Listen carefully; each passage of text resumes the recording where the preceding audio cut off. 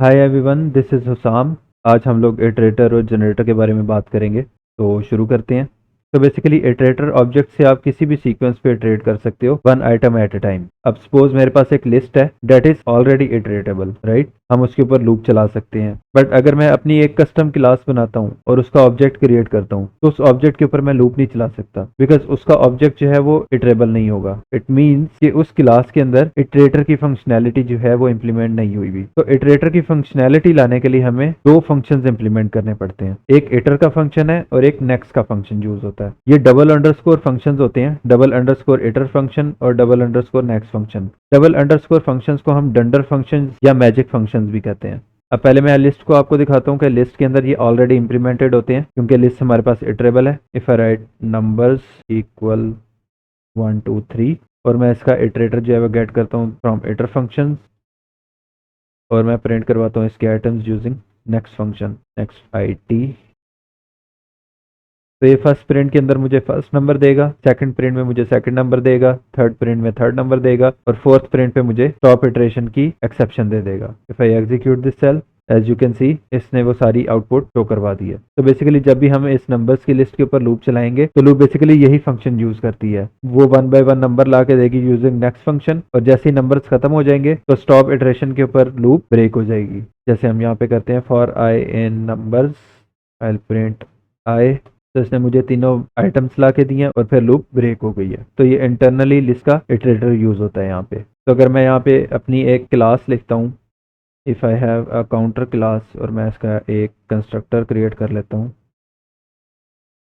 Right self dot limit equal limit self dot current equal 1।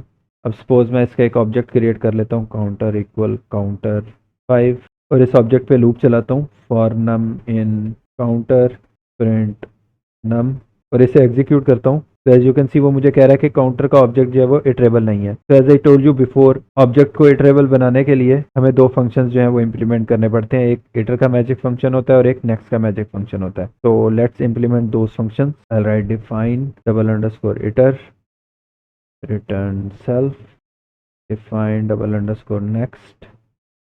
अगर हमारे पास current value जो है वो लेस देन या इक्वल टू लिमिट है तो हम एक करंट वैल्यू गेट कर लेंगे।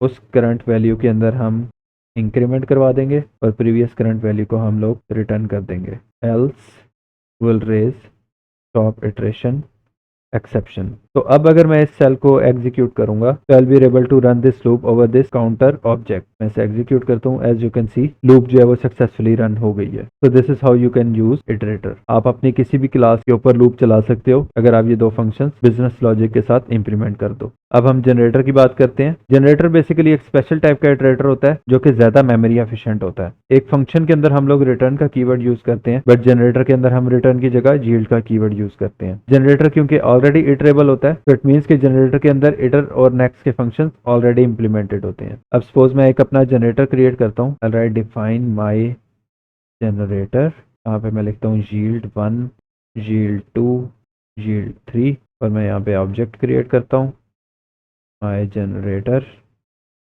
और मैं नेक्स्ट का फंक्शन कॉल करता हूँ। तो फर्स्ट प्रिंट में मुझे आउटपुट देगा 1, सेकंड में मुझे आउटपुट देगा 2, थर्ड में मुझे आउटपुट देगा 3 और फोर्थ में मुझे स्टॉप इटरेशन की एक्सेप्शन दे देगा।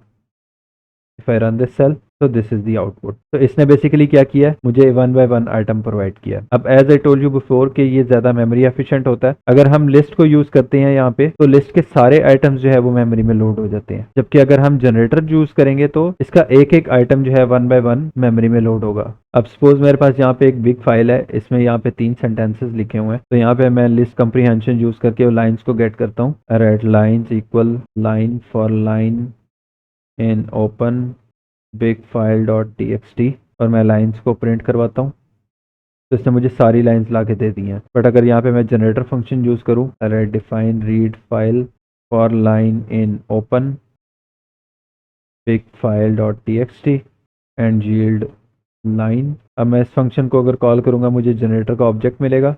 ओके, यहाँ पे पैरेंथेसिस आएंगी। अब मैं अगर ये फंक्शन कॉल करता हूँ तो मुझे जनरेटर का ऑब्जेक्ट रिटर्न करेगा और अगर मैं इसे नेक्स्ट के फंक्शन में कॉल करूँ so it will give me only the first line from this file. As you can see over here. तो अगर हम लिस्ट कम्प्रीहेंशन और जनरेटर एक्सप्रेशन के डिफरेंस के बारे में बात करें तो लिस्ट कम्प्रीहेंशन में हम लोग स्क्वायर ब्रैकेट यूज करते हैं, जबकि जनरेटर एक्सप्रेशन के अंदर हम लोग पैरेंथेसिस यूज करते हैं। If I write a list comprehension where I multiply a number with 2x into 2 for x in range of 5 और मैं लिस्ट को प्रिंट करवा देता हूँ, तो ये रेंज में से एक एक नंबर लेगा और उसे 2 से मल्टीप्लाई करके मुझे आउटपुट दे देगा। बट यही काम अगर मैं जनरेटर से करूं, राइट जेन, यहाँ पे स्क्वायर ब्रैकेट्स की जगह मैं पैरेंथेसिस यूज करूंगा। I write the same logic x into 2 for x in range of 5। तो अगर मैं यहाँ पे प्रिंट करता हूँ जेन को तो ये मुझे एक जनरेटर ऑब्जेक्ट ला के देगा, और अगर मैं यहाँ पे प्रिंट करता हूँ नेक्स्ट ऑफ जेन को तो ये फर्स्ट आइटम पकड़ेगा और उसे 2 से मल्टीप्लाई करेगा और आउटपुट मुझे दे देगा। Again if I write next gen तो ये सेकंड आइटम रेंज से पकड़ेगा और उसे 2 से मल्टीप्लाई करेगा और आउटपुट दे देगा। तो if I execute this cell, as you can see पहले उसने मुझे जनरेटर ऑब्जेक्ट दिया, फिर उसने पहला नंबर पकड़ा है जो कि 0 है, उसे 2 से मल्टीप्लाई किया तो 0 आ गया, फिर उसने दूसरा नंबर पकड़ा है 1 और उसे 2 से मल्टीप्लाई किया तो इसने मुझे 2 दे दिया। तो बेसिकली एक एक नंबर पकड़ता है और मेमोरी में लोड करता है।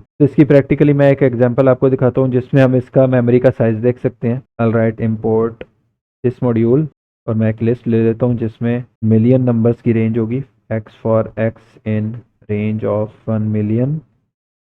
सेम मैं जनरेटर के लिए ले लेता हूँ, लेकिन जनरेटर में हमारे पास स्क्वायर ब्रैकेट की जगह पैरेंथेसिस होंगी।